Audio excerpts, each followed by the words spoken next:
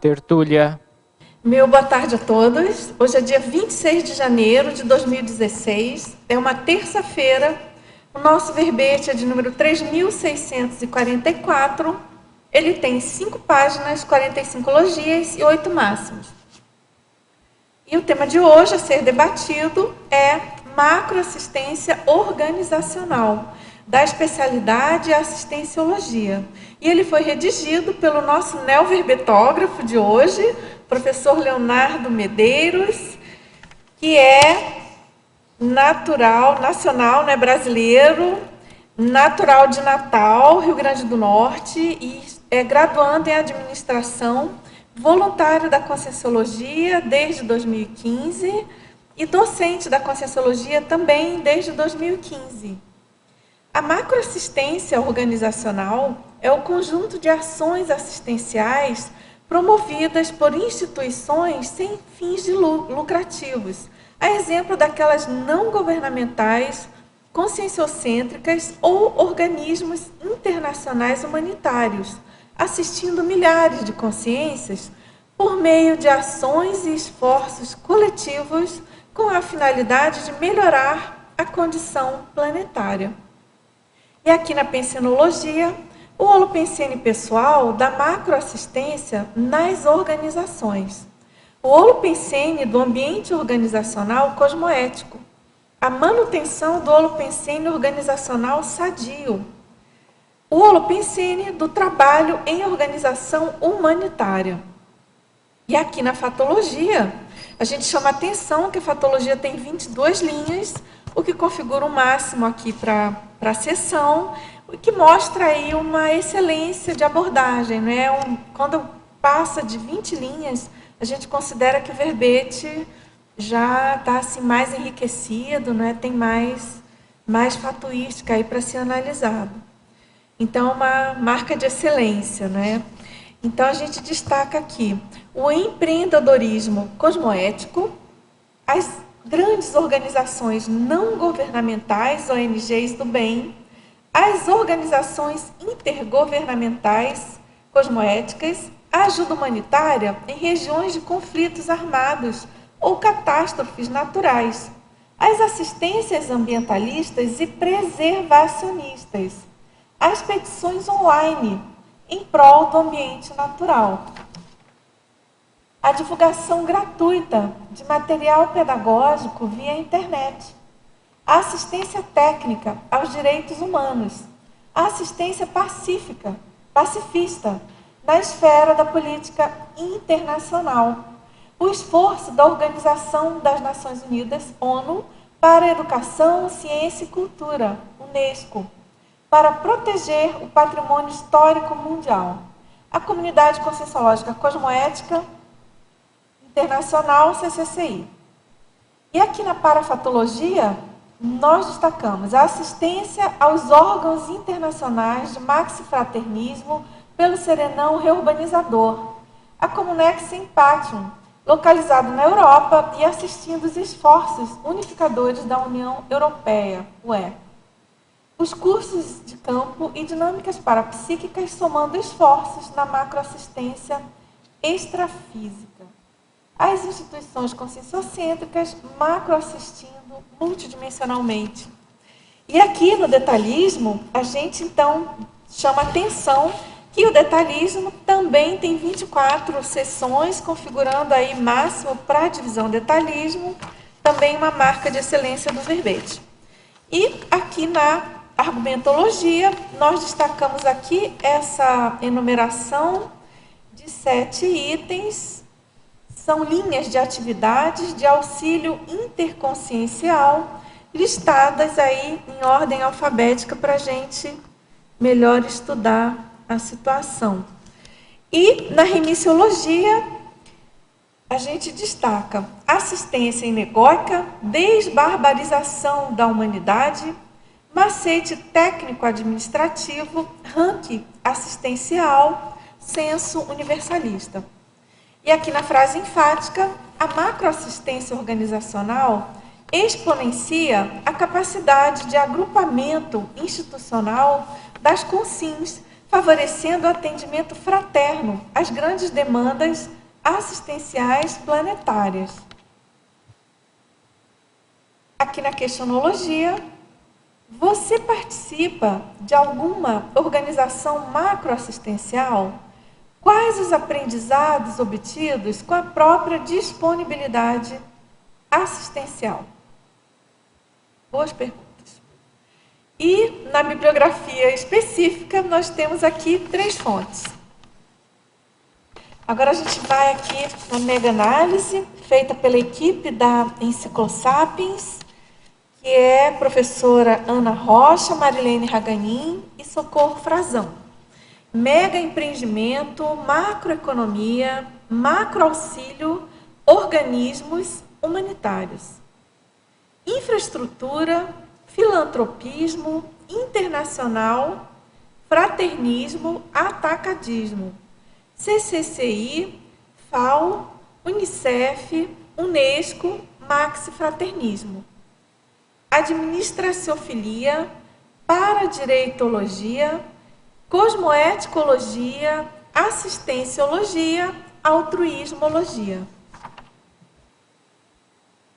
Agora, antes da gente entrar aqui no verbete, eu queria fazer algumas chamadas aqui para os nossos amigos em geral. Então, a gente tem a primeira chamada, que eu considero bem importante, que é a questão da 12ª semana da Maxi Proexis, que ocorre de 6 a 14 de fevereiro, aqui no CAEC, aqui em Foz, né? Na verdade, aqui no hotel, e também o 14º Balanço Existencial, de 6 a 9 de fevereiro, agora de 2016. E esse evento é bem interessante, bem importante para os intermissivistas em geral, para quem está empenhado, né, na sua evolução. Esse ano o Balanço tem a temática de mudanças evolutivas, então ele é bem em cima do lance para a gente repensar aí no nosso autoposicionamento aí em relação à vida, à existência, Proexis. Tem muitos professores, vários conferencistas, e no Balanço são 4 dias aí de atividades, né? Começa no sábado, vai até terça-feira. Tem também um curso Identificação das Diretrizes da Proexis, entre 10 e 11 de fevereiro. Então, são muitas atividades e a gente convida aí. Eu estou vendo aqui que tem uma atividade muito interessante no dia 7 de fevereiro, com a professora Sancha Espínola, que é o reencontro de destino, a importância da amizade raríssima no complexo. Então, ela coloca aqui como subitens da ressoma chegada ao CAEC, descoberta da amizade raríssima e neo-rumo consciencial, recuperação de cões e praxis assistencial. A gente tem o campo Proexico, com os professores João Aurélio e o Denilson, tem talk shows, enfim, são vários professores. E a abertura do Balanço, claro, é com o professor Laênio Rocha, especialista aí na temática da proexologia, que inicia, então, no próprio dia 6/2, entre 10h30, de 10h30 às 11h30. Então, pessoal, todos convidados, vocês procurem informações aqui no telefone 45 35252652, que é o telefone do CAEC. E também a gente chama atenção que iniciou dia 25, né, de 25 a 31 de janeiro, a 5ª Semana da Escrita, que é uma iniciativa, uma realização da Unescom, com apoio do CAEC, e dentro dessa atividade a gente tem várias palestras gratuitas, sempre com a participação de autores, todos os dias, às 19 horas, aqui na sede, né, no Laboratório da Conscienciografologia, que é aquele ambiente redondo aqui ao lado da entrada do holociclo.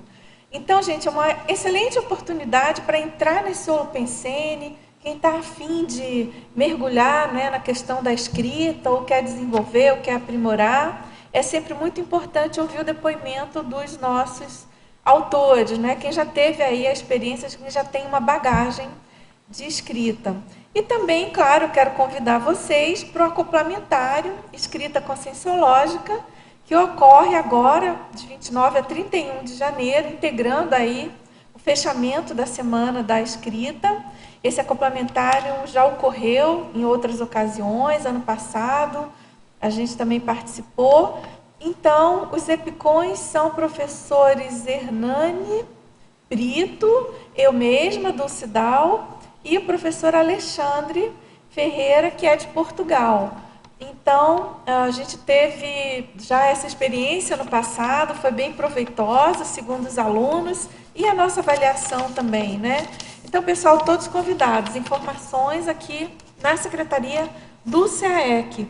Então, se você tem aquela vontadezinha, aquela que seja leve intuição, que você precisa deslanchar, que você está no momento, né? É bem interessante a gente aproveitar a oportunidade, porque a Semana da Escrita, ela tem esse holopensene. E aí tem que pensar, assim, que são muitos os autores já da Conscienciologia. E a própria Unescom, né, ela tem essa força holopensênica bem forte de ajudar novos autores para a gente juntos, né, para a gente conseguir firmar aí o holopensene da Conscienciologia no planeta pela escrita. Não tem como negar. É claro que a enciclopédia da Conscienciologia é fundamental, importantíssima, Mega Gescom, né, compondo aí a nossa Max Proexis, mas a gente sabe que tem uma parte, falando em Proexis, que é a responsabilidade individual de cada um de nós. E a escrita, certamente, claro, incluindo os verbetes, ela faz parte desse pacote, né, desse para-dever nosso. Então é isso, pessoal, todos convidados. Agora, vamos aqui, não é isso, professor Leonardo? A gente queria ouvir você, em primeiro lugar, ouvir aí seus bastidores sobre o tema, alguma motivação sua que você possa contar sobre a escrita desse verbete. Primeiramente, meu boa tarde, né, aos tertulianos aqui presentes, também aos teletertulianos que estão nos assistindo, e não menos importante, aos paratertulianos que observam essa tertúlia. Espero que seja muito assistencial. Bem, eu sou aluno de administração, estou concluindo o curso este ano, e conciliando com a minha rotina conscienciológica de voluntariado, de docência conscienciológica, o que eu entendia do paradigma consciencial, atrelando com o objeto de estudo da minha graduação, são as organizações, a administraciologia. Então, tentava fazer um cotejo, alguma interrelação de como esses dois pontos eles poderiam se interrelacionar em algo produtivo. E o tema que mais me chamava a atenção era a questão da assistencialidade das organizações. Aí entra a questão, então eu coloquei aqui no verbete, as ONGs do bem, os organismos internacionais e também, não menos importante, as instituições conscienciocêntricas. E esse verbete também ele tem um viés, principalmente da ONU, que foi uma das organizações que inspirou a ideia, o escopo oficial desse verbete, em termos de isso que atraiu a ideia de macro, de acrescentar o prefixo macro no tema de assistência organizacional. E aí eu fui pesquisando, como disse, a fatologia foi bem extensa, o tema ele tem muitas variáveis, com a globalização, o que se pode captar, que se pode pesquisar e estudar de temas a respeito de organizações, de fraternismo, de assistência. Então, ficou um verbete assim, bem incorporado pela quantidade de informações que estavam disponíveis. E eu acho assim, essencial, um trabalho que vem a somar na Enciclopédia da Conscienciologia, expondo essa temática da capacidade das consciências nessa era de reurbanização, de melhoria da condição planetária, como é que o agrupamento das consciências em uma organização pode viabilizar esse planejamento. Parabéns aí pela escolha, e essa questão de prefixo nas palavras, né, é algo muito sério, né? Você não acha? Por exemplo, eu penso que esse macroassistencial aí macroassistência deu uma diferença enorme, né? Deu uma força Puxa, um realmente. holopensene, a grafopensenidade do tema muda, que Ficou a bem escala forte, fica maior. ficou muito bom. E então, eu penso também como você, eu penso que esse tema ele está muito pujante hoje na sociedade, né? Com toda a tragédia que a gente vê aí resultante da Reurbex, e claro, tem esse lado que é, vamos dizer assim, a linha de ponta aí, buscando as soluções, né, para a situação planetária. Então, sem dúvida, é um tema super rico para a gente debater, porque essa conjunção, claro, a ótica multidimensional e pelo paradigma consciencial dessa realidade, nossa, enriquece demais o tema. O tema já é rico por si só, né? E a hora que a gente, claro, aborda isso pelo paradigma consciencial, fica muito, muito interessante, muito instigante, né? Esse recorte aí permeado pela Reurbex, né? Vamos lá, então. Agora, a gente tem, Leonardo, aqui uma pergunta sobre a estrangeirismologia. É aqui na página 48, logo, na quarta linha. Você poderia comentar a magnis máxima e o animus adjuvandi potencializado pela estrutura organizacional? O primeiro, assistência organizacional, a magnis máxima, isso é um termo em latim, ele quer dizer, digamos, potencializado, ou seria mais ao pé da letra, assim, a maiormente, seria com o sentido de aumentar de forma maior, essa é a ideia. E, então seria assistência organizacional, com aquela questão do prefixo macro, a assistência organizacional de forma maior. E com relação ao animus adjuvandi, potencializado pela estrutura organizacional, esse animus adjuvandi, eu estava pesquisando, ele também é em latim, é um termo geralmente usado na esfera jurídica, ele tem o significado de ânimo de ajudar, ou intenção de ajudar. Geralmente é usado um processo, não necessariamente com um réu, mas alguém que está envolvido em um processo jurídico, e a defesa, no caso o advogado, utiliza no relatório, esclarecendo que aquela pessoa agiu daquela forma com a intenção de ajudar. Então eu trouxe esse estrangeirismo para o verbete, no sentido de que a consim, com a intenção de ajudar, ela busca uma organização para satisfazer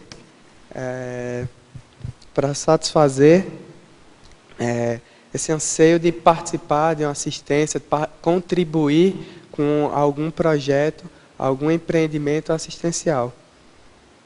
Então, a estrutura organizacional potencializa essa vontade.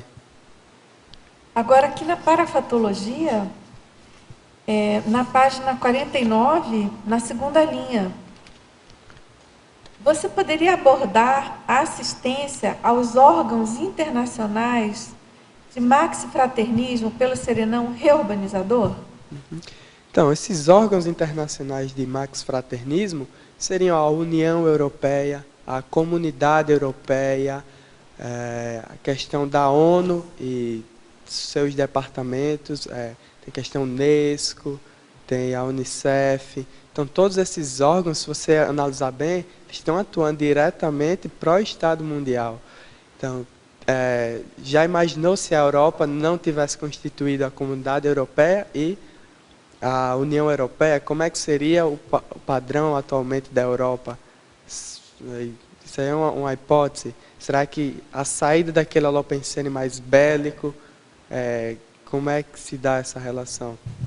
Então, o serenão reurbanizador, isso tem nos tratados, Homo sapiens reurbanizado, se eu não estou enganado, ele planejou uma ressoma na década 90, na Alemanha, naquele auge, ali pós Segunda Guerra Mundial, período Guerra Fria, ainda com a divisão, o processo Muro de Berlim, ali na Alemanha. Então, essa atuação dele foi justamente para dissolver ainda aqueles bolsões extrafísicos, aquelas questões de interprisões grupocármicas que ainda tinham na Europa, muitas consciências e consciências e consciências arraigadas àquele holopensene baratrosférico que tinha na Europa. Então, uma das linhas assistenciais, obviamente, ele possui várias, como na condição de Homo sapiens sereníssimos. Então, uma das linhas assistenciais dele é através da assistência a esses órgãos de max fraternismo, justamente construir um processo de antibelicismo através das organizações que possam melhorar essa condição intrafísica, consequentemente reverter o efeito extrafisicamente. Agora, Leonardo, tem uma pergunta que antecede essa questão, já abordando aí o serenão, que ela pede para você relacionar o conteúdo do verbete com a reurbanização. Seria bom, então, você já responder essa? Então... Porque depois tem outra também sobre a questão mais específica. Né? Da definologia, né, tem esse intuito de melhorar a condição planetária. O tema do verbete, quando ele trata de assistência, mas tem aí um subtema que são as organizações. Então, qual é o intuito? A ideia que eu penso quando eu escrevi esse verbete é a organização como instrumento para acelerar esse processo de reurbanização, de melhoria da condição planetária, no caso, intrafisicamente. Então, aí eu cito, né, órgãos de max fraternismo, toda essa questão. Em tese, essa é a linha de associação, como um catalisador das atividades. Tá ótimo. Agora, na parafatologia também, na segunda linha, você poderia discorrer sobre a Comunex Empatium localizada na Europa e assistindo os esforços unificadores da União Europeia?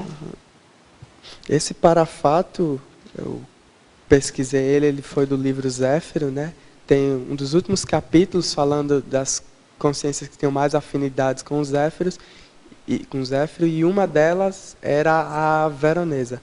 Era uma consciência de paraprocedência italiana e que lá é descrita como ela participa dessa Comunex que age atuando em prol dos órgãos europeus.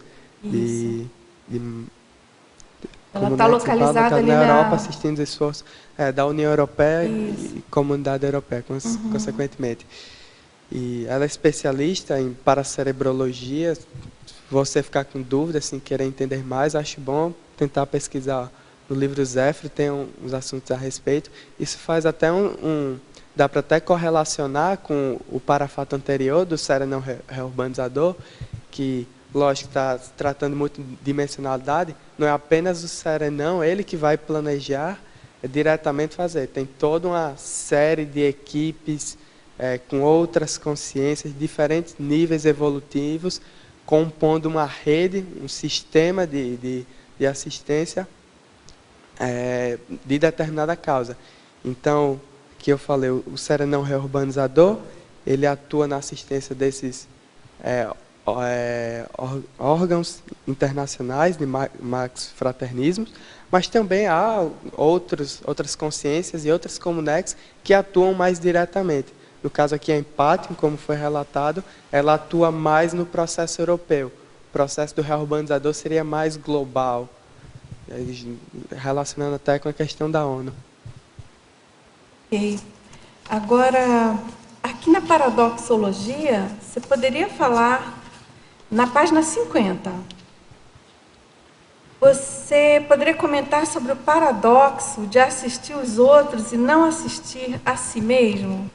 Então, correlacionando com a participação em organização macroassistencial, isso aí já vem da interassistencialidade. Você vai se propor a prestar uma assistência e ajudar a outra consciência, mas já imaginou se o assistente, ele foca aquela questão de predispor, de ajudar, de auxiliar a outra consciência, mas ele esconde alguns pontos deixa de se assistir, deixa de pensar na sua auto-organização. Às vezes pode ser uma atitude muito boa se dedicar, voluntariar a determinada organização para prestar uma assistência, mas talvez no momento evolutivo dele aquilo não seja prioridade. Então isso gera um paradoxo. Ele pode ser até questão de autoimagem, ele vai participar daquela organização, vai prestar uma assistência, até para pode transparecer uma imagem, mas deixe de observar alguns pontos de auto-organização, de autodisciplina, até de traços fardos que ele contém. Isso gera um paradoxo. Como é que ele pode estar ali se prestando a ajudar a outra consciência se no momento ele não pensa na própria condição intraconsciencial? Então é uma condição que pode existir. Normalmente, o que se tem é que a própria interassistencialidade ela provoca algumas reflexões, algumas ideias de como melhorar a própria condição. É por isso que eu vejo benéfico o voluntariado, a participação em um tipo de organização dessa. Mas esse paradoxo ele pode ocorrer. Com certeza. Fazendo uma intervenção nessa parte, muito bom o teu verbete. Até isso é bastante comum em profissionais de saúde. Isso já é bem falado. Profissionais de saúde, você pega, eles trabalham muito, mas é muito comum até, às vezes alguns com dependência química, médicos, com outros problemas. Eles cuidam mais dos outros, mas não cuidam de si.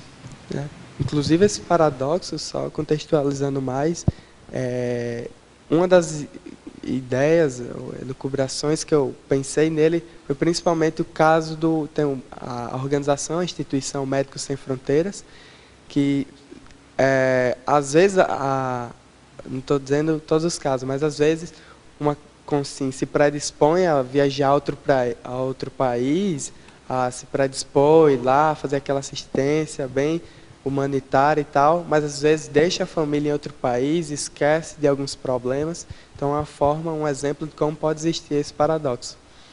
Aqui na masculinologia, da primeira para a segunda linha, amparador intrafísico, atacadista consciencial. Você pode destacar mais esse ponto? Então, o amparador intrafísico, aquela consim, que se predispõe a realizar assistência interconsciencial. Então, entra aqui no tema do verbete, consequentemente, quem participa de uma organização macroassistencial, está se predispondo a contribuir com aquela organização, entra na categoria de amparador intrafísico, que está ajudando. E o atacadista consciencial é aquele que pensa na questão do macro mesmo e foca na consciência, não outro recurso. Então, ele quer proporcionar o bem às consciências numa ótica mais atacadista, pensando a maior. Entra nesses dois pontos. Agora, Leonardo, você podia comentar e explicar, inclusive para os nossos teletertulianos, essa diferença entre ONG, ONG e a ONG do bem? O que caracteriza isso? Então, bem, a ONG caracterizando seria a organização não governamental. É uma instituição que ela não é de caráter privado, isso aí da personalidade jurídica, ela não está dentro da personalidade jurídica de direito privado e nem da personalidade jurídica de direito público, que seria o Estado, os governos. Então, é o que nós chamamos de terceiro setor. Diferenciando da ONG do bem, a ONG é uma organização. Então, se você analisar o noticiário político, o que tem de ONG envolvido em esquema de lavagem de dinheiro ou em algum empreendimento mais espúrio, alguma forma de obter algum benefício, por exemplo. Alguns países concedem um desconto em impostos para quem financia ou possui alguma ONG ou alguma fundação. Então, às vezes, no caso, a pessoa que dispõe de muito recurso financeiro, abre uma organização sem a intenção assistencial, apenas para obter alguma vantagem financeira. É mais algum exemplo. Já a ONG do bem seria aquela organização não governamental com as reais finalidades de assistência, de proporcionar alguma melhoria da causa que foi proposta. Então, tem vários tipos de ONGs. Tem algumas que atuam no combate à pobreza, outras trabalham mais com a parte ambiental, preservacionista, algumas trabalham em a questão da educação, também está associada a combate à pobreza. Então, tem vários tipos. Mas, só resumindo, a ONG do bem é aquela que realmente tem a finalidade de proporcionar uma assistência, proporcionar uma melhoria às consciências ou à localidade. Quer perguntar? Aqui na página 49, Fatologia, se tem aqui na terceira linha, depois segue, né? Os relatórios sobre a discriminação social, tortura, uso de crianças para fins militares, corrupção política, abusos em sistemas judiciais e violação das leis internacionais sobre a guerra. Se podia dar uma geral, porque aí tem vários aspectos. Uhum. Esses relatórios, eles dizem respeito, basicamente, à maioria da atuação, do modus operandi dos organismos internacionais. Então, discriminação social, tem a Comissão de Direitos Humanos da ONU, ela vai em cima disso, vê o que é que está acontecendo nos países, o que é que está ocorrendo, tortura, caso de crimes de guerra, uso de crianças para fins militares. Então, hoje em dia, principalmente Oriente Médio e África Subsaariana, a questão Boko Haram e dos grupos extremistas islâmicos, alguns deles começam esse trabalho de pegam a criança ainda bem nova, começam a restringir ela naquela ideologia e vão colocando ela com fins militares. Corrupção política, mesmo exemplo. Teve o caso aqui da Venezuela, teve uma campanha da Unasul para fazer uma auditoria na eleição que teve recentemente na Venezuela, para parlamentares, para ver como é que estava sendo o procedimento, se tinha algum processo ilegal, também investigar alguns casos de possíveis crimes políticos, como prisões sem flagrantes de líderes da oposição, esse exemplo. Então, os organismos internacionais, eles atuam geralmente fazendo esses tipos de relatórios para somar informação e ter um fato. Isto aqui está acontecendo. E, em cima desse fato, que outras organizações ou policymakers, atores políticos, é que podem agir em cima e começar a tentar resolver. Primeiro se enxerga o fato, que aí é o relatório. Isso aqui realmente existiu, para não ficar apenas pode entrar até no ponto de calúnia. Tem que comprovar o fato, e em cima daquele fato é que se vai agir. Não em questão dos ânimos, o que é que está se achando ou o que sai no noticiário. Tem que ser mais assertivo. Então, esses relatórios eles são produzidos constantemente. Diversas organizações, como a ONU, e Unasul, que eu havia dito, está nessa questão aí, se deu para clarear. Mas cada aspecto desse é um relatório, lógico, deve ser separado, né? Ou tem conexão aí entre essas coisas todas aqui? Como, Arlindo? Então, você tem vários aspectos, né?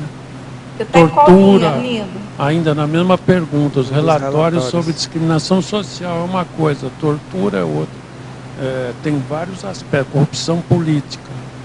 Esses relatórios, eles são feitos para cada caso aqui, ou existem relatórios que pegam vários aspectos juntos aqui, porque aqui é um monte de coisa junto aqui, né?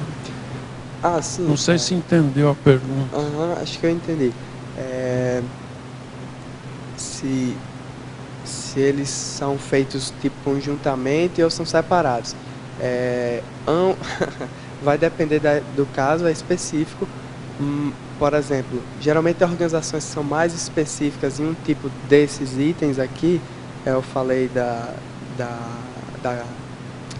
do Alto Comissariado da ONU, dos Direitos Humanos, ele é mais específico na questão de tortura, uso de crianças para fins militares, e menos para a corrupção política. Então, geralmente é uma tendência de os relatórios produzidos por essa organização, eles serem mais em um viés. Agora, o que pode acontecer?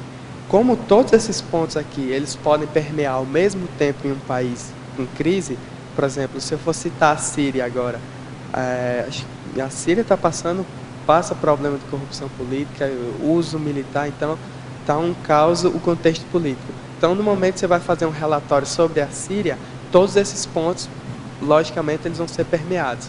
Mas a tendência é que, com cada tipo de organização, ela vai trabalhar com...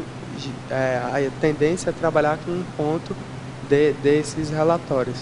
Há uma especificidade, mas não é necessário segui-la. Agora, Depende muito da situação do vai depender país do e contexto. da organização, né? corrupção política, você citou a Venezuela, né? Você sabe de algum caso que eles mexeram com o Brasil, porque a corrupção aqui come solto, né? Política, isso. Só uma pergunta, pode ser que não saiba, tudo bem. Né? Pode ser que não tenha nada, né? Mas...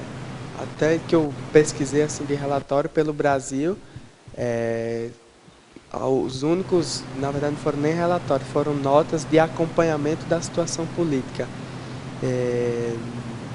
Eu não sei se foi pela Unasul ou foi por algum órgão da ONU, eu vi isso recentemente, mas até então o Brasil ainda não chegou na condição de receber observadores para ver o contexto político.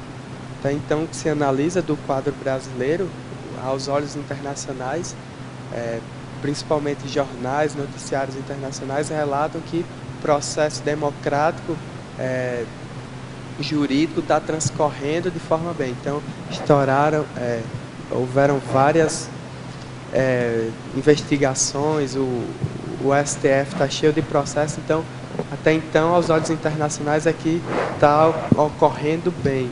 Então, sendo o próprio país está tendo condições de resolver seus problemas. Quando a situação fica mais séria, que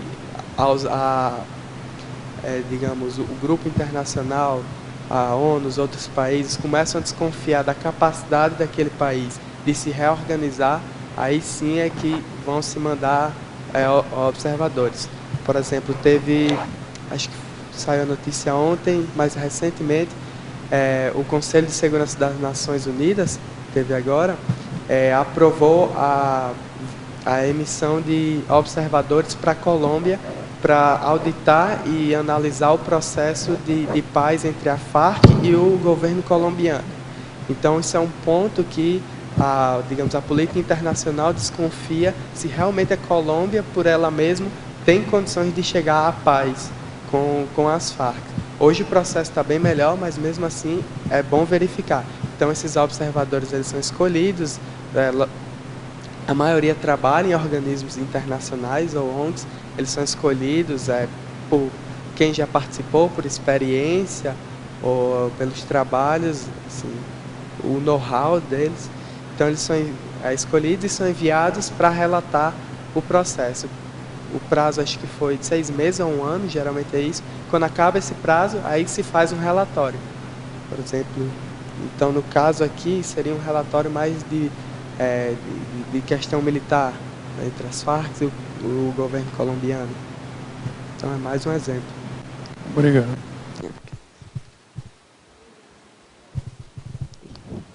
Dá para ouvir?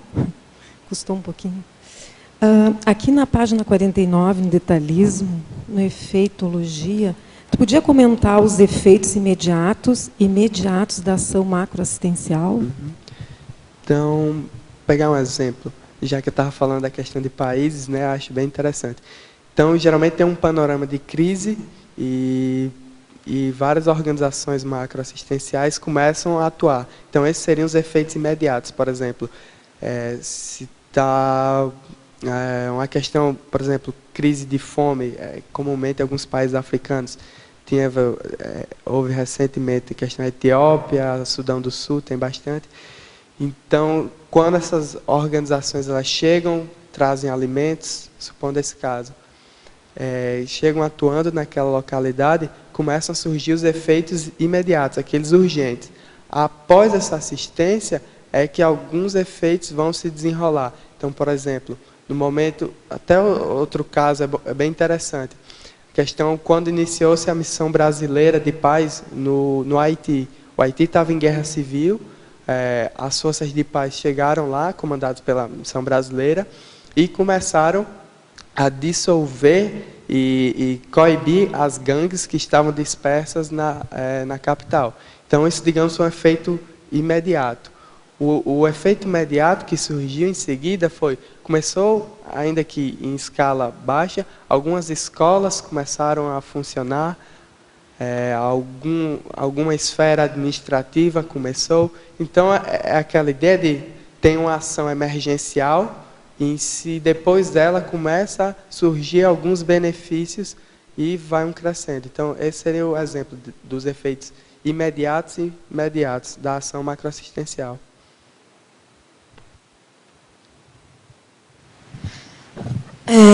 Aqui na argumentologia, você podia destacar mais o exemplologia na página 50? Argumentologia. A exemplologia. Primeiro, macroassistência organizacional intrafisicalista. As ações assistenciais a milhares de consins realizadas por organizações não governamentais e intergovernamentais. Seria o exemplo que eu estava falando das ONGs do bem, a questão dos organismos internacionais, ONU, NASU, União Europeia, que basicamente, embora seja uma ação assistencial e como na condição de melhorar a condição planetária cosmoético, mas não diretamente trabalha em cima do paradigma consciencial, pensando na extrafisicalidade. Então, é aquela condição de resolver a condição intrafísica, às vezes resolve, mas não chega na raiz do problema.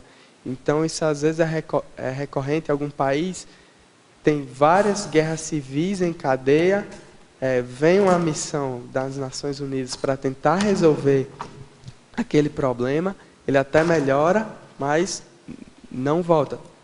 Tende a retornar, tende a acontecer novamente. Então, seria uma forma de assistência, mas ainda com o paradigma intrafisicalista, newtoniano, cartesiano, apenas da Terra aqui, intrafísica, eletronáutica. E a macroassistência organizacional conscienciocêntrica seria as ações assistenciais a milhares de consciências e consins e consciex realizadas por instituições conscienciocêntricas. Então, no caso aqui, as ICs, no momento que ela se predispõe a realizar a assistência interconsciencial multidimensional a consciexes, permite chegar à raiz do problema. Muitas vezes, a questão é algum tipo de grupo ou que está extrafisicamente e ainda consegue assediar, digamos, intrafisicamente, e aquele padrão fica se repetindo. É até interessante, tem um caso aqui da OFIEX, tem no livro Princípios do Estado Mundial Cosmoético, falando que a OFIEX pode ser uma forma de assistir grupos políticos com determinadas vertentes. No momento que aquelas consciências são trazidas para a OFIEX e assistidas, elas dispõem de uma melhora de sua consciencialidade e talvez deixem de assediar aquele determinado grupo no intrafísico. Então, talvez o próprio problema intrafísico que estava acontecendo, seja uma guerra, seja uma dominação política, alguma situação de belicismo mais anticosmoética, ela se resolva com o tempo, sem que precise ter essa ação mais enérgica, intrafísica, de chegar lá, mudar o governo, trazer uma missão, vários tipos de organizações atuar em cima. Então, é uma forma como elas atuam. E daí dá até para colocar um binômio, no momento que você pega a CCCI aqui, realizando dinâmicas, prestando essa assistência interconsciencial, multidimensional, e no momento que hoje em dia existem também essas organizações internacionais e ONGs do bem realizando esse tipo de assistência mais intrafisicalista, dá os dois pontos ao mesmo tempo, então isso proporciona uma melhora. O ideal é que ambos os tipos de assistência eles se ampliem, a CCCI se expanda e os órgãos de maxfraternismo, assim como as ONGs do bem, também se expandam, cresçam em número e quantidade. Obrigado. Alô? Leonardo. Aqui na última linha da página 48, você fala nas petições online em prol do ambiente natural. Mas a gente sabe que existem petições e solicitações online de outras entidades para outros pedidos e assuntos, né? Inclusive tem uma famosa que é a VAS, que cada pouco aparece uma petição para a gente assinar. A gente pode confiar nessas ONGs, nessas petições, como às vezes tem petições pedindo impeachment ou não impeachment, então tem petições para tudo. Isso aí são válidas? Dá para a gente confiar nessas ONGs quando faz as petições? Ou às vezes até há um perigo de a gente assinar alguma coisa, se comprometer ou não cumprir aquilo que ela está se propondo?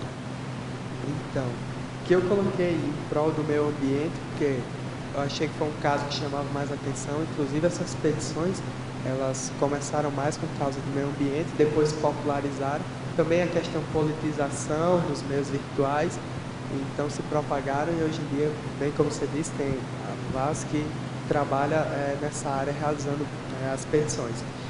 Então, geralmente pegando o caso que você disse, qual é o procedimento? Geralmente todas aquelas assinaturas elas são catalogadas e é enviado um documento para determinado órgão. Geralmente aqui no Brasil, aquelas petições contra a PEC, número tal. O que se faz é junta o número de assinaturas, se elabora um documento e é enviado para o gabinete de algum deputado ou para o Senado ou Congresso, colocando, apenas, de certa forma, é simbólico, não atua, digamos assim, não tem força de valor. Se tantas pessoas assinarem, vai realmente acontecer. Não, é justamente uma demonstração, digamos, como é que está o ânimo social com aquela questão. Não tem uma força, não tem validade, é mais simbólico. Agora, o que eu chamo a atenção, tanto que eu coloquei na fatologia do verbete, é a questão de que isso já demonstra na sociedade uma certa politização de entendimento, de insatisfação. E se você pensar mais com a ótica do paradigma consciencial, são pensionizações. No momento que estão ocorrendo várias pensionizações ante determinado tema, isso significa que já está tendo uma mudança. Pode não ser tão direta como se tivesse validade, como se fosse um decreto. Não. Assinaram tantas pessoas, tem que realmente acontecer, mas já é uma forma de expressão da melhoria. Uma coisa é você elaborar um projeto, vamos dizer, fazer alguma determinada ação cosmoética e receber não sei quantas mil assinaturas contra aquele projeto. Isso aí já desestabiliza um pouco. Não quer dizer que isso vai impedir, mas de certa forma é uma melhoria.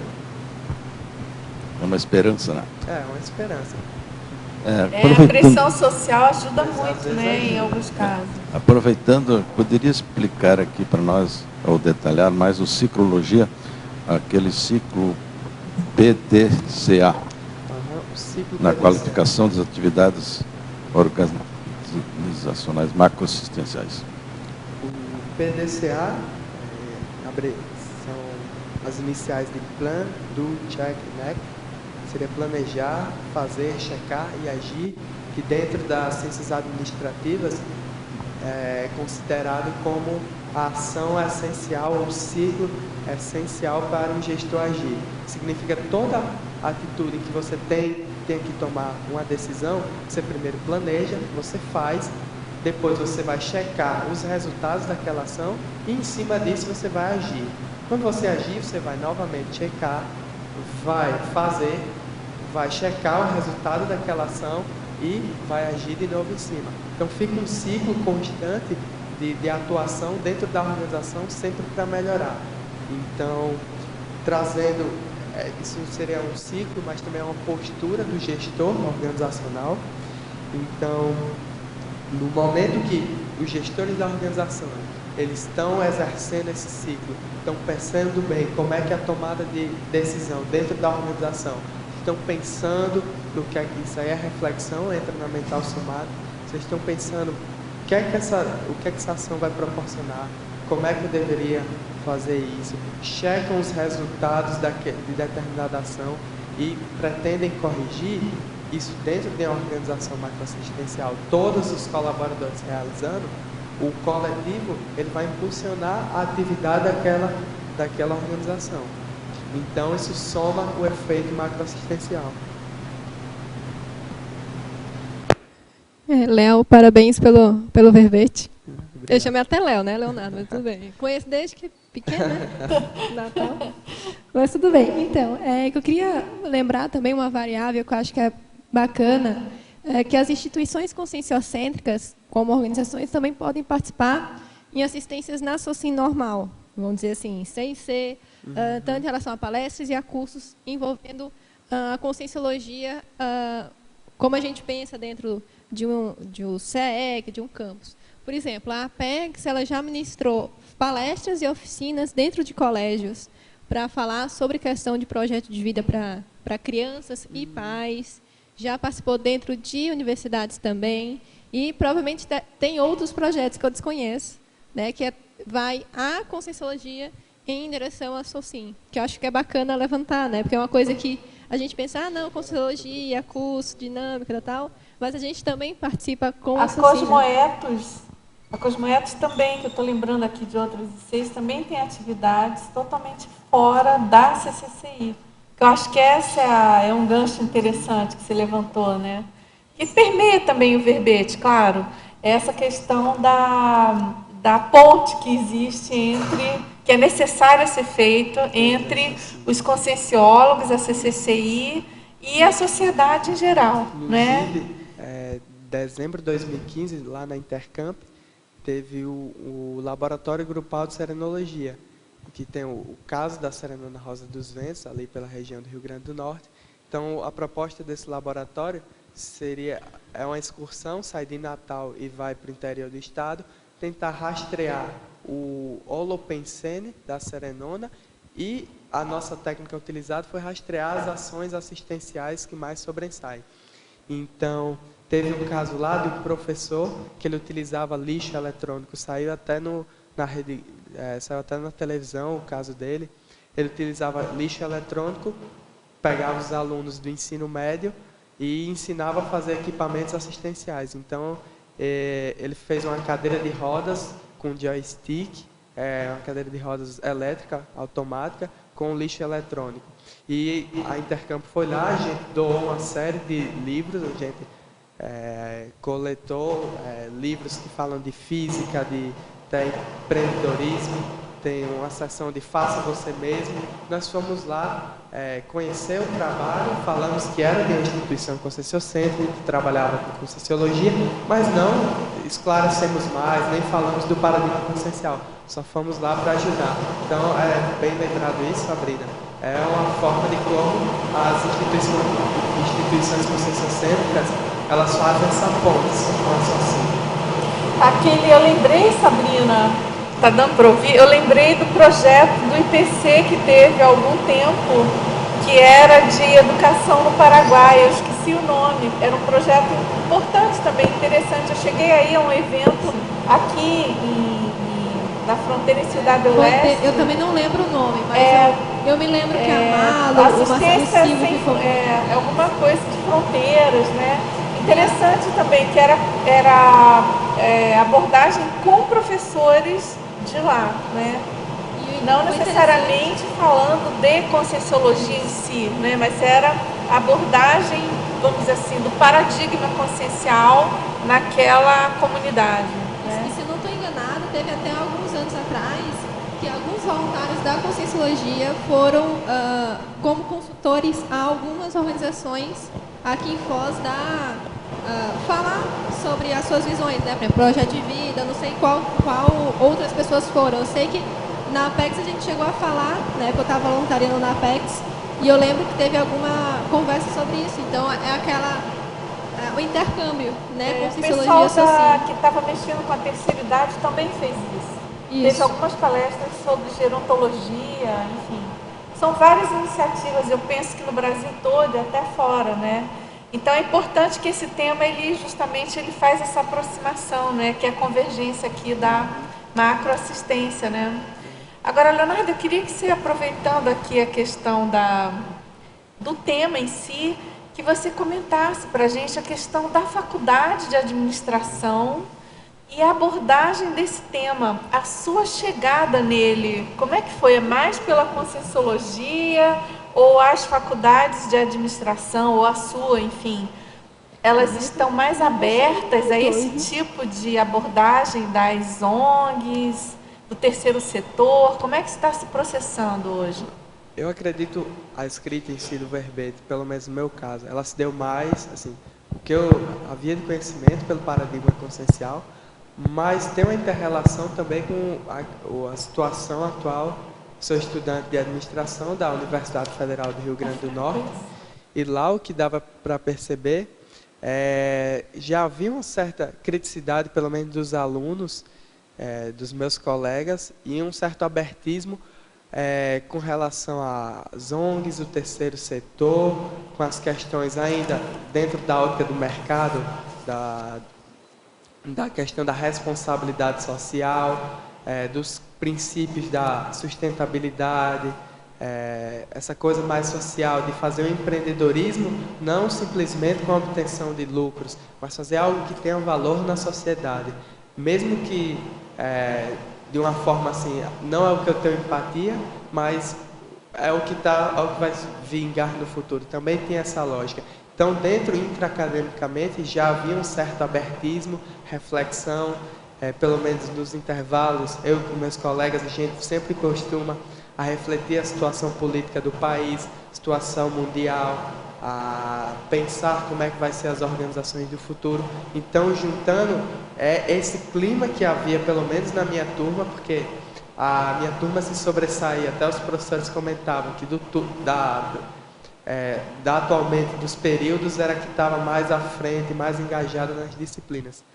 Então, pegando esse momento, com o que eu havia de conhecimento do paradigma consciencial, eu resolvi trabalhar com esse tema.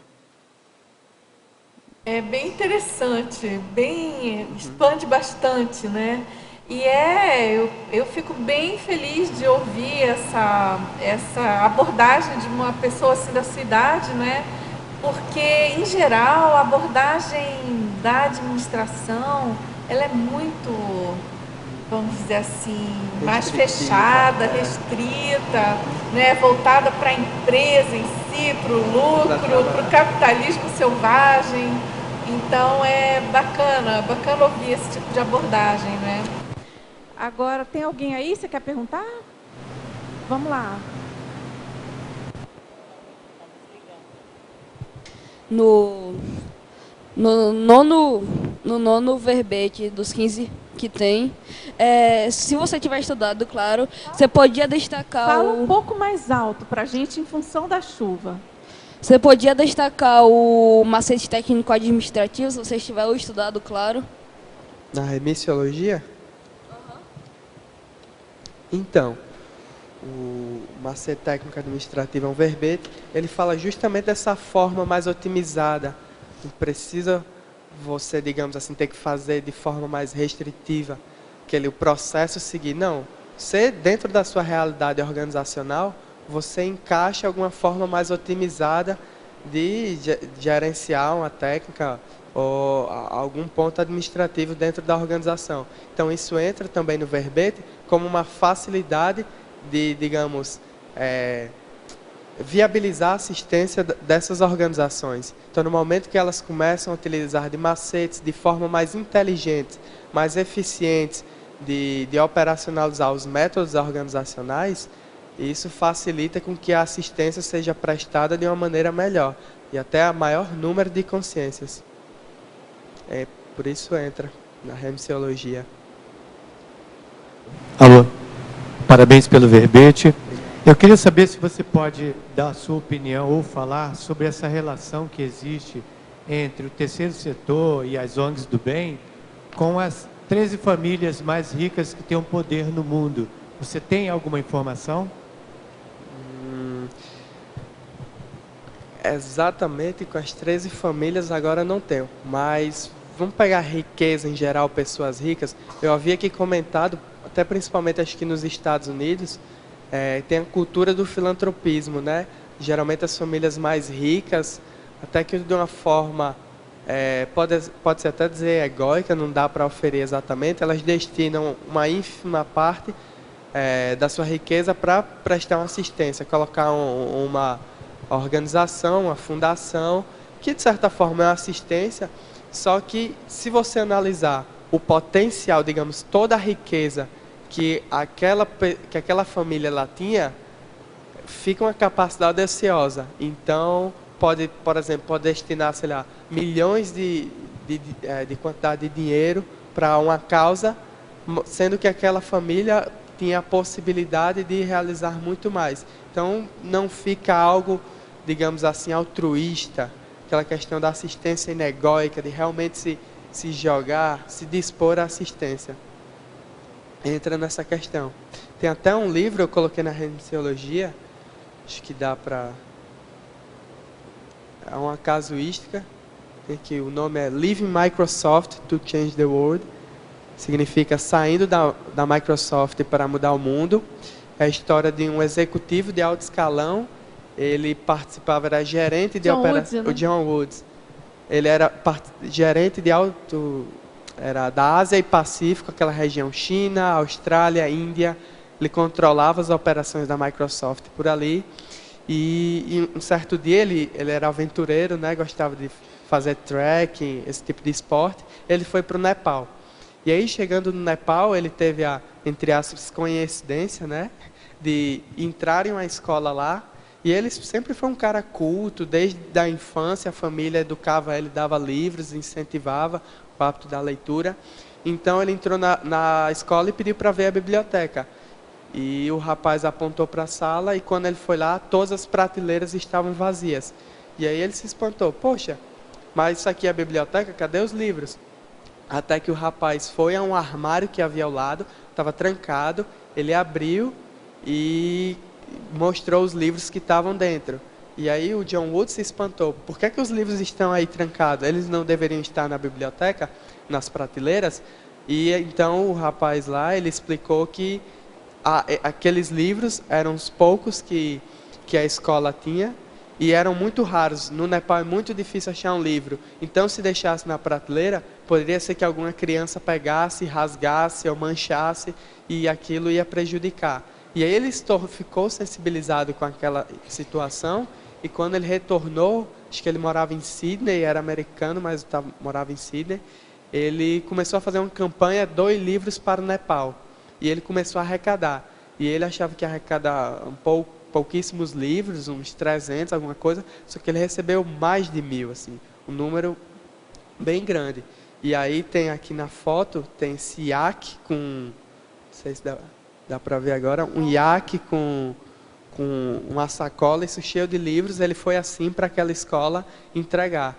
E aí fizeram uma festa, as crianças abraçaram ele, e ele ficou mais ainda sensibilizado com a situação, e com isso ele planejou outra viagem, arrecadou mais livros e começou a fazer esse processo de ir lá e trazer livros. E chegou um tempo na vida dele que estava tão grande esse processo de empreendedorismo com essa fundação, que é a Room to Read, já estava tão grande que ele teve que optar, ou o meu trabalho ou a organização. Então ele já tinha um pé de meia financeiro, tinha ações da Microsoft, então ele optou, digamos, pode-se dizer, fez até uma maxi-dissidência, né? Saiu daquele contexto mais comercial que ele estava vinculado e foi trabalhar com essa ONG.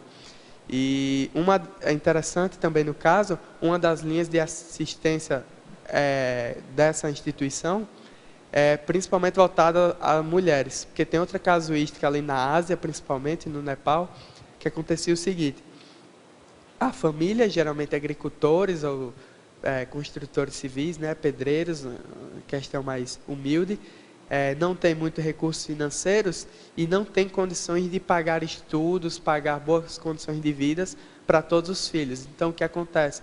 Geralmente, o filho, o homem mais velho, os pais destinam todos os recursos financeiros para tentar a sorte. Não, ele vai estudar, vai ver o que é que vai acontecer com ele, e se ele conseguir um emprego, se der bem na vida, que ele retorna para ajudar a nossa família.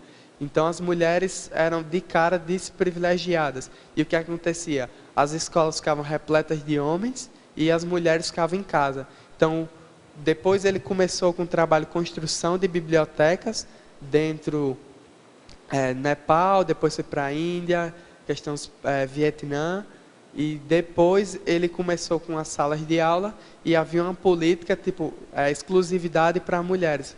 Tinha uma porcentagem que era exclusiva para o número de mulheres ser majoritário, justamente para contrabalancear esse mecanismo social que havia nesses países, conseguir melhorar a situação. Então, é bem bacana esse caso dele, né? Muito interessante. Obrigado. Tudo bem aí? Agora, professor Leonardo, a gente tem aqui um parabéns pelo desafio macroassistencial. Esse e-mail vem lá de Natal mesmo. E como você vislumbra a interação assistencial entre as ICs e as outras organizações macroassistenciais? Bem, colocando aí dentro do Max Mecanismo Herbeck-Zoológico, o que nós sabemos que já no planejamento de melhorar a condição planetária, então em algum momento haverá inter-relação. Até que a gente falou, só que numa escala mais micro, das relações da CCCI com a SOCIM, e considerando esses organismos internacionais como parte da SOCIM, em algum momento vai haver. Eu não sei se até hoje já houve, por exemplo, as coisas, a IEC fez um intercâmbio, acho que recentemente foi um país, trabalhou com o governo de Oman, teve uma conversa, então isso já são alguns indícios de como é que esse processo vem alimentando. Eu acredito que em algum momento, antes ou depois, ou próximo de 2070, quem sabe antes, eu não tenho informações precisas, mas a lógica diz que em algum momento vai começar a haver esse intercâmbio, começar a trocar informações e aumentar o escopo de macroassistência, tanto dos organismos internacionais como das instituições conscienciocêntricas. Agora, é uma área que eu atuei na área de ONGs, sempre voluntariando aqui no SEC, também atuei em ONGs na área da infância.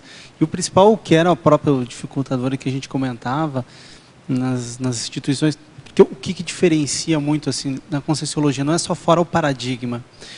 Primeiro, as próprias ONGs, por exemplo, em infância, você tinha, fora que tem processo de cons-réu, então tem a indústria paralela, tinha a indústria da adoção, tinha interesses de pessoas para lavagem de dinheiro, de se promover socialmente, todo esse processo com as ONGs. Há também uma questão, por exemplo, você pega muito no Brasil em ONGs que trabalham com infância, com a área social, uma ligação com a religiosidade muito grande. Então, elas acabam fazendo isso. Por exemplo, o Estatuto da Criança e do Adolescente, outras questões que fizeram evoluir, mudar os processos de ONGs na área da infância, na área social, para desvincular esse processo religioso. Os assistentes sociais é uma evolução todo em termos de conhecimento, mas eles têm esse embate. Por isso que a dificuldade ainda ela é uma área com muita questão de consciência, muita questão de você se aproximar. Então, é benéfico, eu acho, a questão as próprias ICs tentarem fazer, e é o que se busca. Eu vi aqui muito na cidade. As instituições conscienciocêntricas, elas estão interagindo. A própria ONG que eu trabalhei já tinha, e houve até uma voluntária que ajudou uma menina da instituição de acolhimento, que ela trabalhava com instituição de acolhimento, que escreveu o livro aqui. Isso é um processo de assistência. A menina escreveu um livro a partir de ajudas de voluntários aqui. Então, é bem importante deixar claro, tem essa interação, mas ela tem um limite. A ideia da Conscienciologia não é doutrinar. Então, você tem ali situações de vulnerabilidade, você não pode entrar. Agora, em contrapartida, há a parte religiosa nessas instituições tentando. Então, você ali tem uma dificuldade, eu acho que é uma coisa ainda muito para evoluir. O próprio, se você não fosse nem colocar a Conscienciologia, próprias instituições em si, ONGs, ela tem que melhorar muito no Brasil, né? Não sei como é que o que você tem acompanhado. E a principal dificuldade que a gente comentava, área de administração. Não tem, é primário ainda. O que eu observo, pelo menos o caso lá na universidade, principalmente as disciplinas, os professores de cadeiras trabalham nessa parte de ONG, é que praticamente o setor administrativo de muitas ONGs é terceirizada pelos acadêmicos, porque eles têm know-how.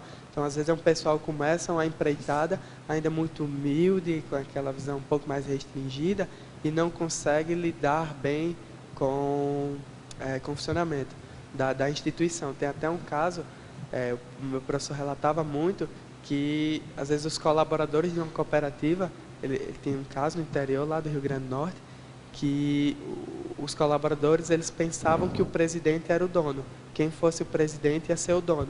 Então, às vezes, tinha um cara lá com mais uma sedução, um cara mais conhecido, e entrava ali naquela... Às vezes já era do ramo de sindicatos, entrava naquela cooperativa e fazia uma certa manipulação para se eleger presidente, e dizia que ia colocar dinheiro, que ia alavancar, e ele começava a mandar até, às vezes, subtraía recursos financeiros daquela instituição. E os colaboradores, às vezes, o pessoal mais humilde se sentia impotente, porque achava que ele era o presidente. Então, foi azar, ele está certo nesse momento. Quando ele terminar de ser o presidente, é que ele não vai mais fazer isso. Então, de certa forma, é algo assim que tem que avançar bastante. Quando eu falei aqui de inter-relação das ICs com essas ONGs do bem, o que eu tenho em mente é que vai começar, não diretamente assim, dos assistentes, no caso as ICs, com os assistidos das ONGs. Vai começar mais como intercâmbio de sugestão dos interinstitucional, né? Tipo, os coordenadores daquela cooperativa, ONG, com os coordenadores de determinado IC, trocando experiências, só elucidando. Assim, mais... Você sabe que isso é o que a gente estava acompanhando. Então, aqui em Foz do Iguaçu, algumas das ICs, então elas estavam justamente prestando é uma assessoria, uma troca porque ambas as instituições estavam ganhando, porque justamente um potencial daqui é que há muitas pessoas que estudaram a parte administrativa, né? A Conscienciologia se mantém muito bem, porque essa parte administrativa é muito boa. E essas ONGs era a principal problema, porque ela vem de um processo social. Então, era o ex-padre, o ex-freira que queria montar, era bonitinho, começava a assistir e fazia exatamente isso que tu disse. Ele começa a querer ser o dono, ele começa daqui a pouco a querer na instituição, quando começou a entrar o Ministério do Trabalho, muitos a gente fala assim, porque você faz um pouquinho a mais para o voluntariado, mas já mistura o teu trabalho, já mistura com o voluntariado e passa. Esse é, por exemplo, a realidade daqui de Foz do Iguaçu, que é uma realidade do Brasil muito problemática, e a principal na sua área, na administração.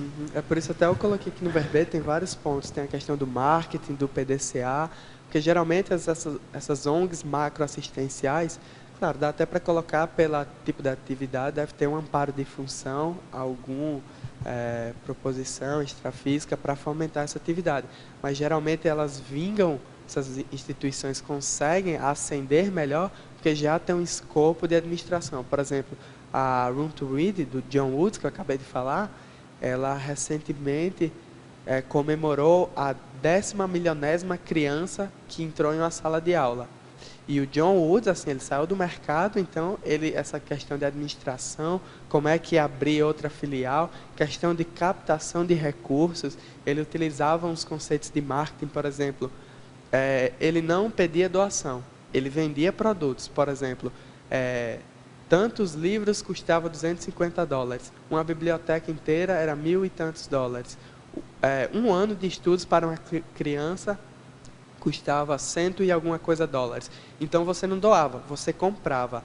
Aí colocava uma escola inteira, sei lá, $50.000, eu não lembro os valores, mas tem no livro. Então, ele utilizava esse conceito para facilitar até a própria finança da instituição, porque às vezes fica naquela doação, mistura todos os recursos e ninguém sabe o que dinheiro é para quê. E não, ele organizou, trabalhou com essa parte de divulgar melhor, de colocar as finanças como se fosse um produto, bem nessa lógica de mercado, e foi o que funcionou, foi o que viabilizou a ascensão dessa instituição. Porque tem um assunto que permeia isso que está sendo falado aqui, que é, aqui na nossa ótica, né, que é a questão daquele fio da navalha que o código pessoal de cosmoética de cada um vai estar resolvendo a questão, né? Mas, com certeza, a gente tem muitas questões bem delicadas e bem controversas ainda. A minha hipótese da atuação de cada um numa frente dessas diferente, porque, como você falou, né, Gabriel, tem a questão do voluntariado, mas tem a questão da necessidade de sobrevivência, principalmente dos jovens. Tem a questão da exploração do outro lado. E, enfim, são muitos itens. Agora, só concluindo assim, o que eu acho bem sério, né? A gente já tinha comentado essa questão da importância da visão da administração cosmoética nesse sentido, porque, embora a gente tenha muitos pontos positivos, Gabriel, concordo com você, conforme você colocou, mas ainda tem uma estigmatização em cima da questão da administração, né? Geralmente, a área administrativa, mesmo na CCCI, a pessoa, assim, não é todo mundo que encara, né? Geralmente tem uma turma que carrega o piano administrativo e tem a turma que, eu quero dar aula, eu quero ir para o técnico científico, meu negócio é como se a administração não fosse técnico científico, não exigisse toda uma sofisticação com a parte burocrática, intelectual, enfim. Então, assim, eu acho que é um conceito que precisa ser reformulado aqui também, sabe? Porque essa questão da nossa condição de proto-estado mundial, né, Cognópolis e tudo, a gente aqui, a CCC em geral, né, Leonardo, mas assim, a Cognópolis tem essa pretensão pela conjugação, né, pela concentração de intermissivistas, né, de 6 também. Então, eu penso que esse ensaio, né, de inter-relação com a SOCIM e essa questão da chegada também junto aos órgãos públicos, aqui também tem sido bem mais atuante, né? E é uma escola para todo mundo, né? Eu acho que um exemplo que aí, talvez essa é a hipótese que eu acho que vai evoluir e poderia até entrar nessa área, Leonardo, não sei se tu chegou a ver, falou-se que toda a Comunex Simpático, acho que tem um exemplo, uma personalidade que é bem assim para esse caso. Você pega, por exemplo, o Hércules Galó. Na verdade, o que é? A pessoa se tornar, nas próximas vidas, eu acho que a tendência é a gente se tornar, são os infiltrados. E o que ele faz? É um processo de assistência e não precisa a pessoa necessariamente estar ali, não, eu estou fazendo por essa e seu, tal. Ele é o infiltrado, e essa é uma condição. Na verdade, você pode, em vários momentos da vida, ter infiltrado. Não sei até se você chegou a ver essa personalidade. O Hércules, tem também no livro Zéfiro, né? É uma das personalidades que tem relação com o Zéfiro.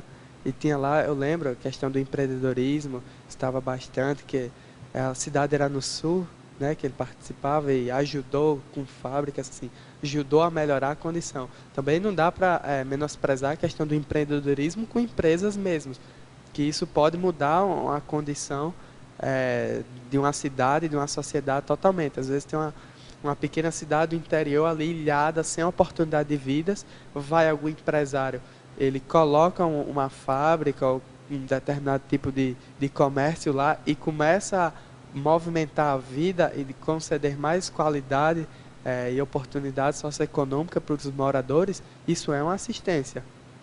Não dá para ser esquecido.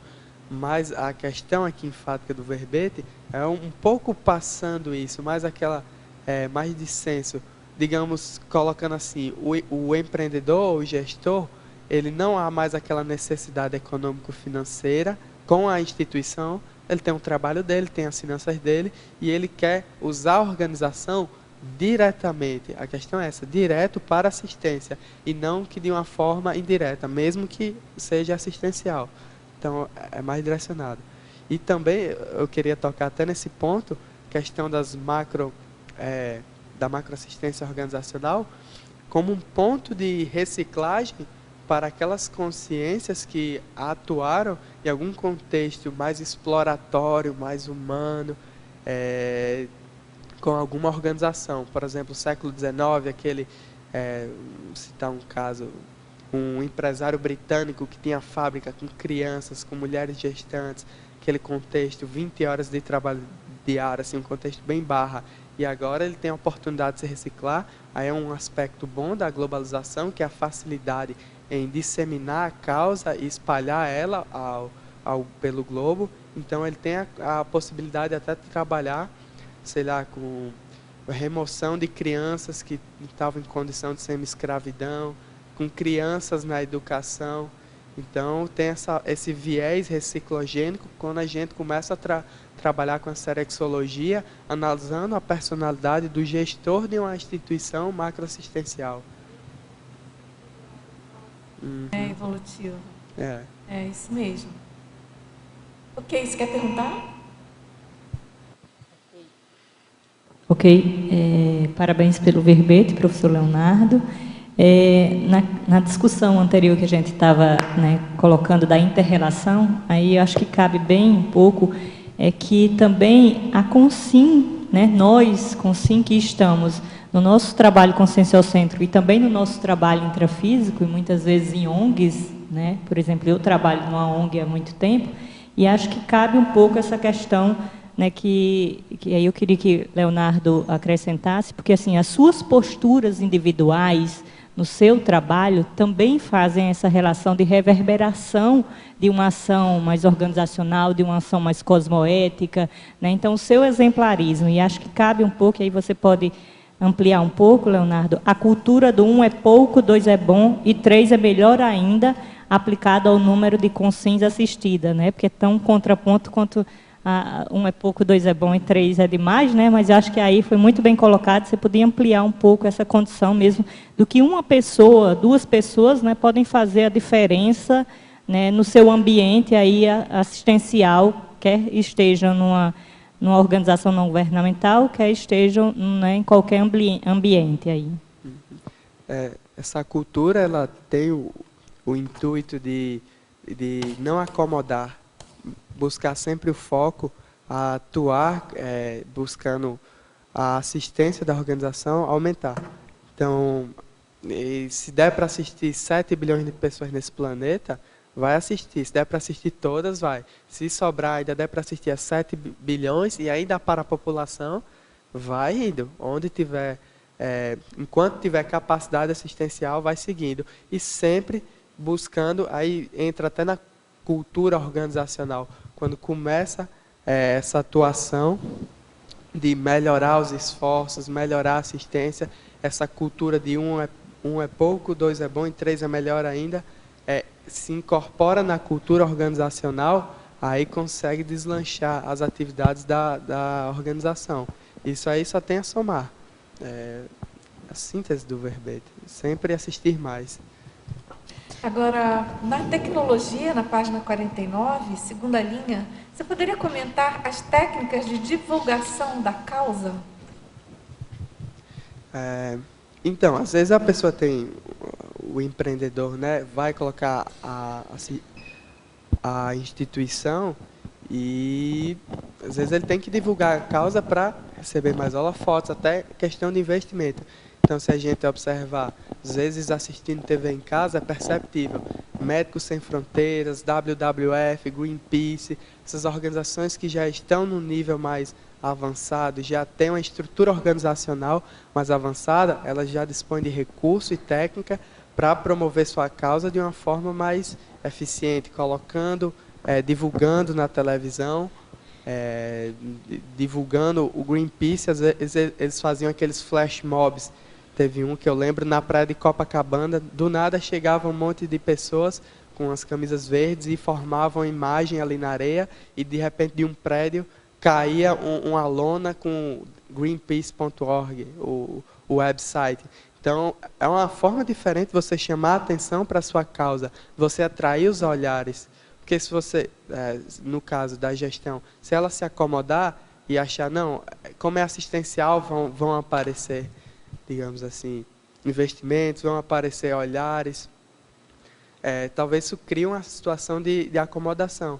Então, é interessante buscar transparecer e até para reunir mais voluntários, mais colaboradores. No momento que você não divulga, talvez alguém aqui que tem aquele ânimos adjuvante, aquela vontade, puxa, queria trabalhar com assistência a crianças ou assistência a determinado contexto, mas eu não sei como.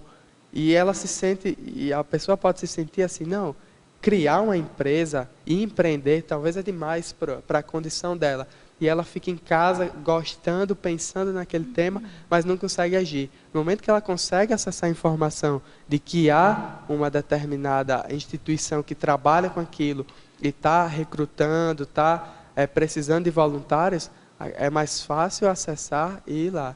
Então, essa tem vários sites agora, não é? Central do voluntariado. Mídias sociais assim, hoje em dia facilitou bem mais. Tem muita coisa nesse sentido, né? Se tiver algum site aí quente, vocês passem aqui para gente.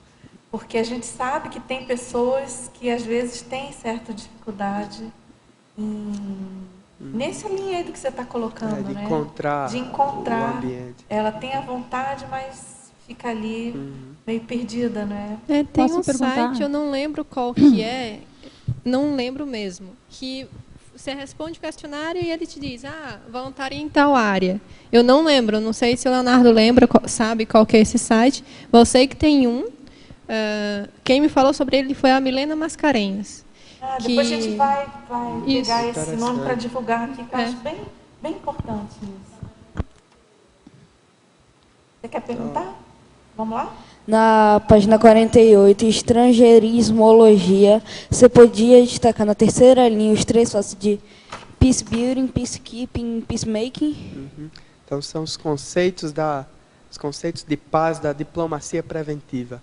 Diplomacia preventiva são as ações diplomáticas que vão prevenir determinado, pode colocar flagelo, mazela. Às vezes está uma situação política instável em determinada localidade, aquilo ali está com cara de vai acontecer algum conflito bélico, então são os conceitos de agir em cima antes que aconteça aquilo.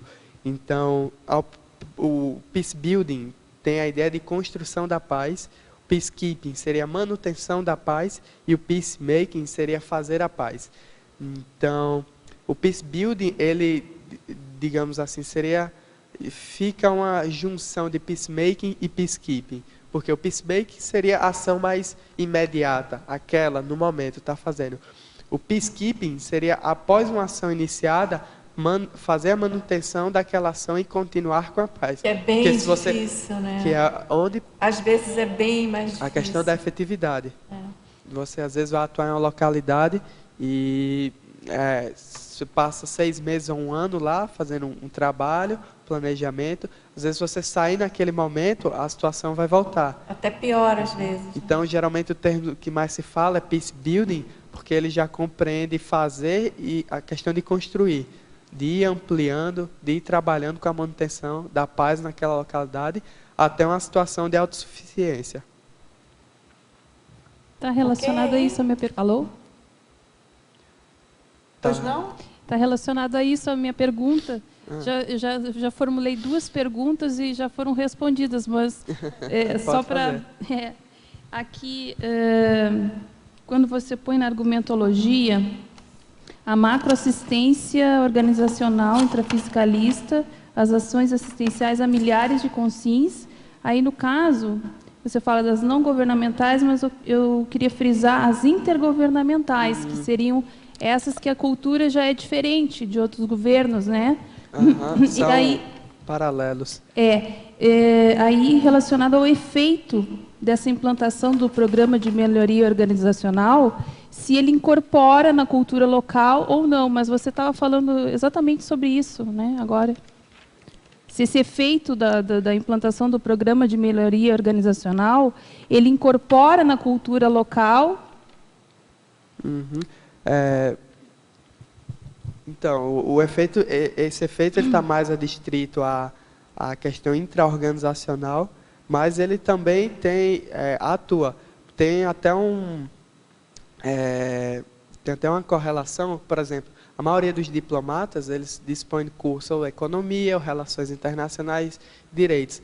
E hoje em dia se coloca assim, às vezes até a necessidade de diplomatas na área de administração, porque o contexto diplomático das organizações intergovernamentais mudou. Às vezes a questão da gestão, de execução de atividades mudou. Então, no momento que tem pessoas mais qualificadas para administrar, para trabalhar, você coloque na ótica a organização como instrumento.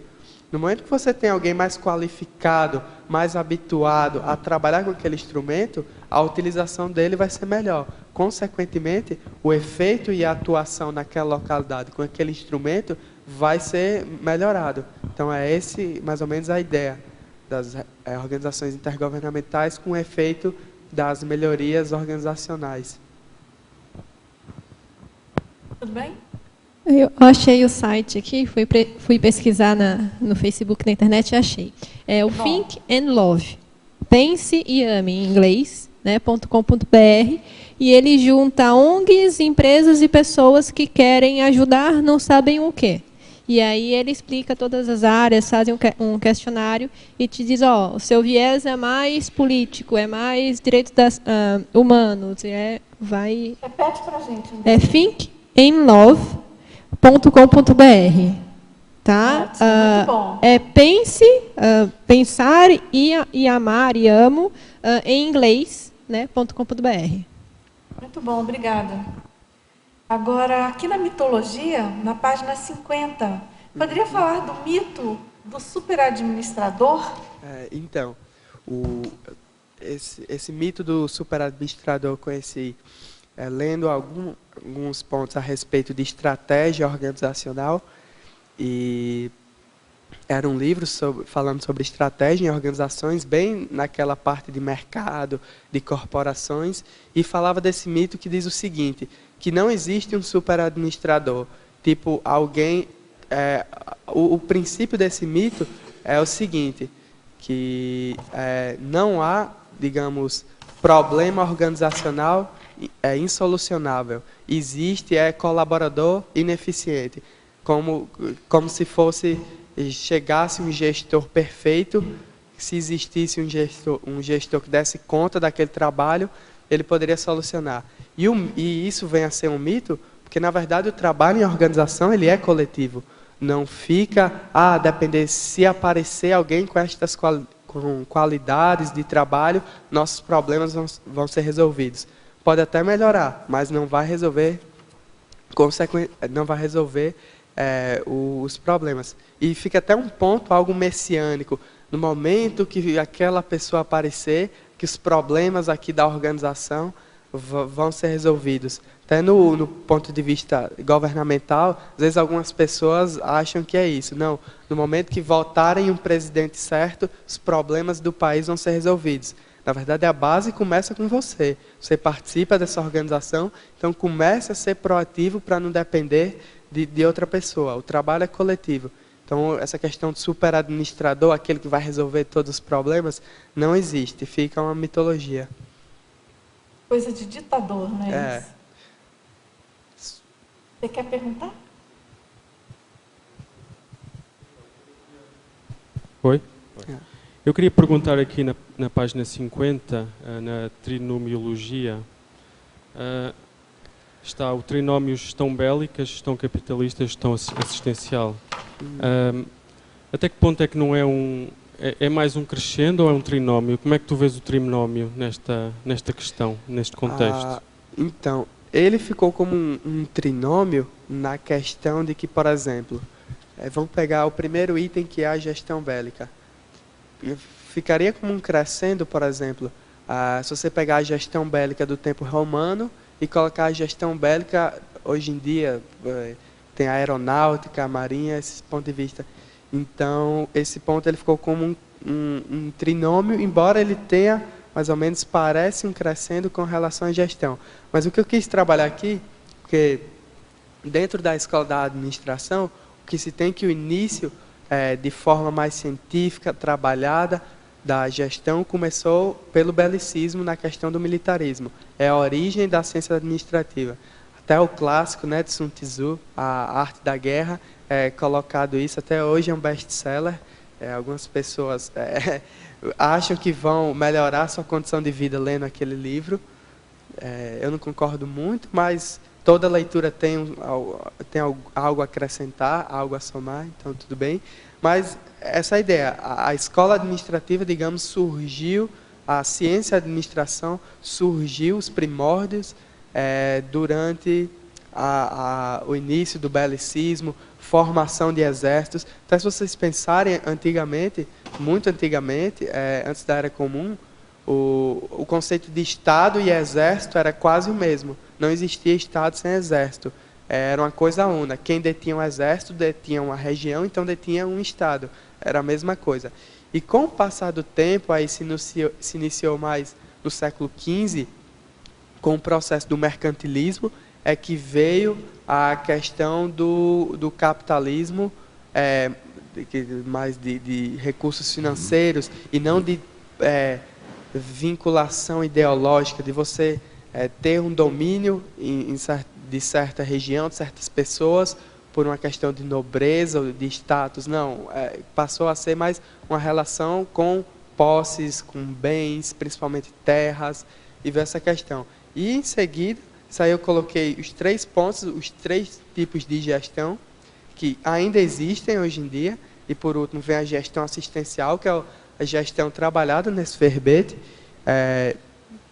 E com isso, eu coloquei eles, digamos assim, são os trinômios que existem ainda, mas se eu fosse colocar uma porcentagem, digamos, iriam variar. Ainda acho que a gestão assistencial existe menos, embora que ela, ultimamente, aí, com passagem do final do século XX para o início e agora o ano vigente do século XXI, vem crescendo bem mais, e a gestão bélica começa a regredir ainda. Ainda não no ponto de vista do Exército Federal, mas já começam as discussões do ponto de vista do belicismo urbano, a questão da polícia, da militarização, já começa a decair. E também tem uma transformação na própria gestão capitalista, que os direitos trabalhistas vieram a garantir mais a condição, proporcionar mais uma relação mais humana entre, digamos, o proprietário da organização e o colaborador. Isso veio a mudar e vai retornando. Na verdade, os 2 últimos tipos de gestão, acho, no futuro, né, não sei quanto tempo, eles vão se extinguir, e no final, com a condição planeta escola, acho que o que vai existir é a questão da gestão assistencial, é o que vai vingar. Esperamos. Tomara. Em breve. Não tão breve assim, mas com certeza Obrigado. Vamos chegar lá.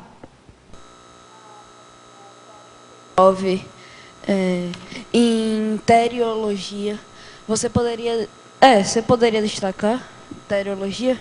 Página 49. Teoria da interassistencialidade? A teriologia. Teoria da interassistencialidade. A teoria da interassistencialidade, ela preconiza que, durante uma ação assistencial, o primeiro a ser assistido é o próprio assistente. No momento que ele se predispõe a ajudar a condição de outra consciência, esse efeito também retorna ao assistente. Então, não é uma relação mais, digamos, linear, apenas de não. Só quem recebe o benefício é o assistido, e eu estou fazendo isso por qualquer outro motivo. Não, eu estou fazendo isso porque eu tenho capacidade, eu estou, digamos, menos doente do que o assistido, mas isso também é oportuno para mim. Alavanca a evolução consciencial, realizar a interassistência. Então, é mais ou menos esse o princípio dessa teoria. E em teoria das organizações? A teoria geral das organizações foram as primeiras teorias, aí mais do ponto de vista acadêmico, dos processos e da dinâmica organizacional. Que existiam, principalmente antes, era como você ia atuar. Eu citei aqui a Arte da Guerra, Sun Tzu, mas também teve O Príncipe de Maquiavel, que são duas obras antigas que já tratam como portar uma organização, são mais antigas, mas ainda não intra-organizacional, mas o que fazer de um ponto de vista mais estratégico. E aí, no século XIX, teve a questão Taylor, Fayol, Max Weber, esses pesquisadores, que eles começaram a atuar, vamos observar bem como é que é o patamar da organização, o que é que vai melhorar, tentando aí chegar ao processo perfeito, a melhor forma de administrar. Então, eles começaram analisando como era a influência do colaborador no ambiente, até se a luminosidade afetava, se o uso de uniformes melhorava alguma coisa. Eles trabalharam ainda no ponto de vista das fábricas, vendo o melhor forma do colaborador trabalhar para que não tivesse uma lesão e a produtividade pudesse aumentar. Começaram a pesquisar também a questão da psicologia, como é que era isso aí dentro da Conscienciologia, a questão da pensionização, como era a influência do ambiente no psíquico do colaborador, como é que ele se portava, porque até alguns anos atrás, comparando com o século XIX, e naquela época também, o colaborador era quase um sinônimo de máquina. Então, ele estava ali para trabalhar e somente isso, não se importava com nada, sentia dor. Então, a teoria geral das organizações foram as primeiras ideias, primeiros resumos, primeiros ensaios mais científicos, processo acadêmico, de como funciona o ambiente organizacional. Obrigada. Agora, você poderia falar sobre essas técnicas de assistência em loco, na tecnologia? As técnicas de assistência em loco ocorrem principalmente em todas as escalas, mas questão da assistência humanitária, que às vezes o assistente ele tem que ir para determinada localidade em que não possui, digamos, tanto traquejo, tanto conhecimento. Então, o que acontece é que a própria consciência ela desenvolve algumas técnicas de assistência, a forma de se portar, e isso muda conforme o contexto. Quando é com criança, às vezes a técnica de assistência em loco, ela vai mudar. A forma como você vai portar naquele ambiente, a forma como você vai agir.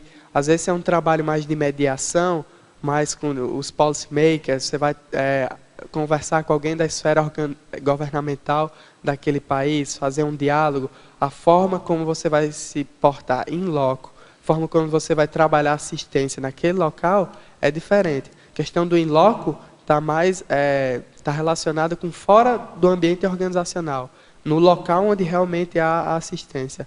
Mais ou menos essa é a ideia. Ótimo. Agora, Leonardo, você fez uma lista aqui de tipologia com 7 linhas, de atividades. Você podia comentar algumas delas? A gente ainda tem aqui alguns minutinhos.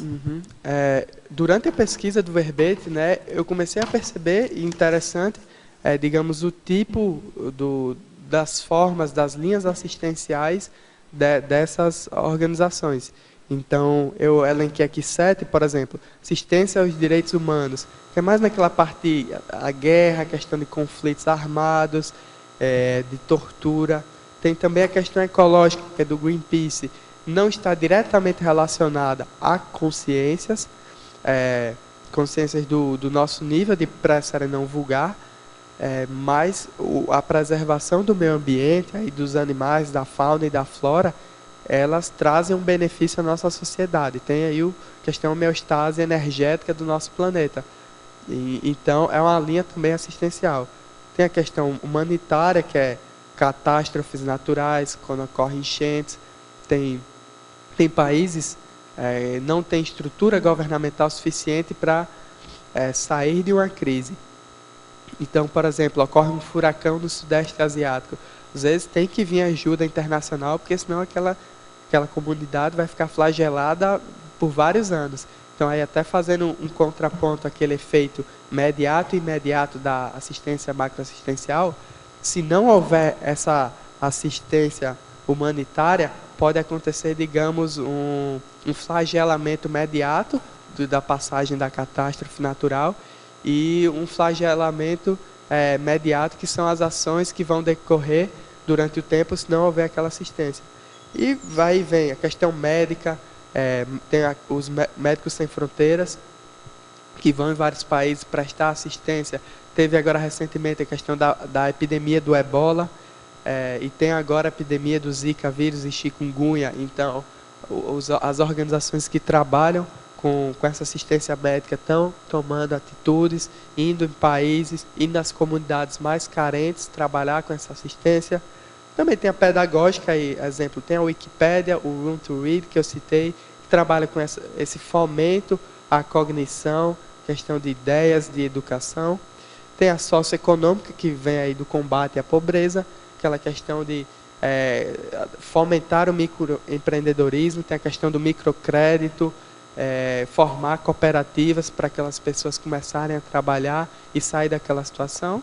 E, por fim, eu coloquei a tarística, que é a assistência realizada através das atividades conscienciológicas, com a explanação da TARES, da multiexistencialidade, a multidimensionalidade e as bases do paradigma consciencial. Entra também mais uma linha assistencial para melhorar a condição planetária. E ficou em ordem alfabética, mas tem um certo crescendo aí, claro. Eu notei também. Muito bom, então, Leonardo. A gente agradece demais seu verbete. Eu acho que foi bem esclarecedor, bem assistencial. Parabéns aí pela sua estreia na enciclopédia. Eu agradeço. E a gente espera que venham vários e vários outros, tá certo? Você já tem mais título em andamento? Eu ainda não enviei, mas tenho. Então, faz favor de enviar. Já aguardamos aí só sua terminando a ideia, tá certo? mas vou enviar. Então, pessoal, muito obrigada a todos, tertulianos, teletertulianos, a equipe aqui do Tertuliário. E vamos aqui à nossa finalização. Obrigada. Obrigado. As pontuações da tertúlia de hoje são 25 assinaturas no livro de presença, 27 perguntas presenciais e 9 perguntas respondidas online. Para amanhã, teremos o verbete Desestigmatização do Autoconceito, especialidade Autodesassediologia, e a verbetógrafa, professora Adriana Lopes. Muito obrigado a todos e uma boa tarde.